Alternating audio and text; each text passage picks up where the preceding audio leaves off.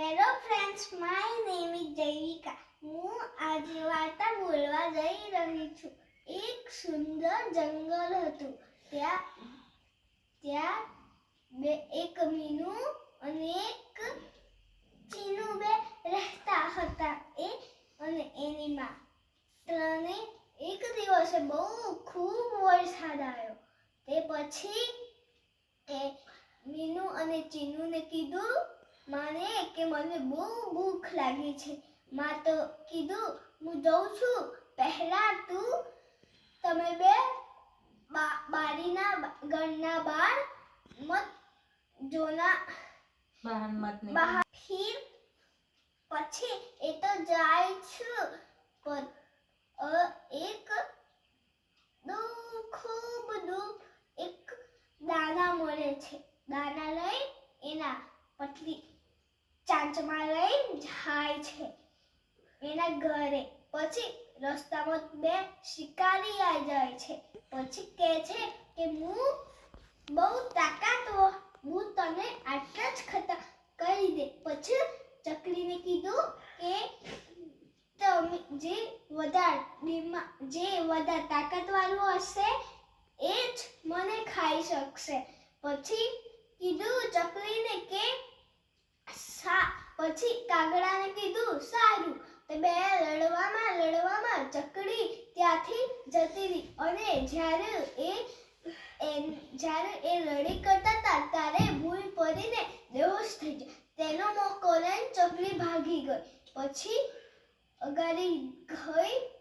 બહુ ખૂબ પવન અને વરસાદ પણ બહુ જ આવતો હતો. તો એક ઝાડ ઉપર રોતી બેસી. પછી એક પોપટ આવ્યો. પોપટને કીધું કે એક દિવસે કબૂતર ચાના ચણવા જીથી. તે બે બચ્ચાને સાપ આવ્યો ઉપર ચડતો ઝાડ ઉપરથી. અને પછી બે બચ્ચાને ખાઈ ગઈ ને એક બચ્ચા નું રહી ગયો. પછી પોપટ તો એમ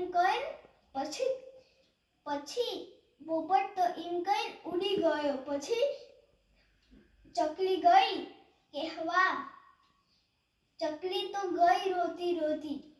તે એટલામાં જાતે બોલતી જાય કે બસ આવી ગયું. પછી ઘરે આવી. પછી કહેતી હતી કે શું બેટા દિયાતા. પછી કીધું ના. પછી ચકલી ગઈ.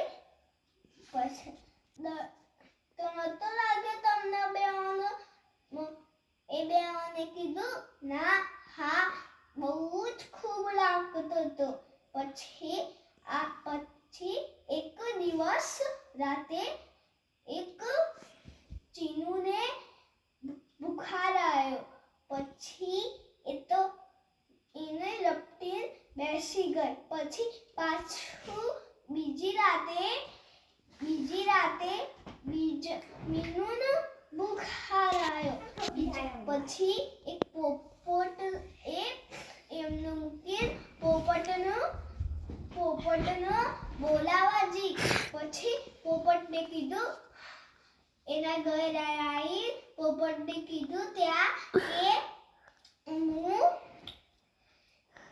એક બીજી પહાડે કે એક ડોક્ટર ની ઉંદરી છે.